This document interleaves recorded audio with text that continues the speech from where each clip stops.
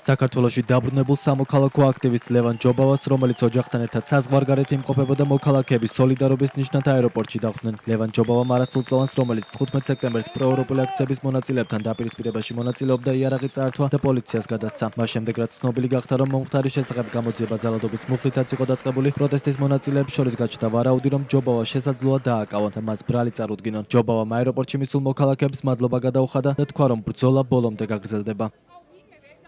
ერთმა ადამიანმა, რომლის მთელი ოჯახი სხვადასხვა დროს რუსეთის წინააღმდეგ ბრძოლა შეეწირა და დღესაც იბრძვის რუსეთის წინააღმდეგ, ეს ამბები მოხდა, მოწერა, რომ გააგრძელება რა.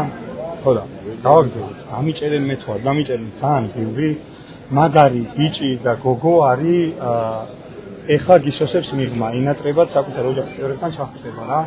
ხო და მე დამიჭერენ თუ არ ეგ არ ამთავრ. თავარია რომ ვიბრძოლოთ ბოლომდე, მანამ სანამ თითოეული რეჟიმის ტყვე არ იქნება თავისუფალი და სანამ საქართველო არ გახდება თავისუფალი, არაფერი ამ ათქელში გასაკვირი არ არის რა. შესაბამისად, ეს მოლოდინებს არ ვიცი, სად ვარ ყველაფერს.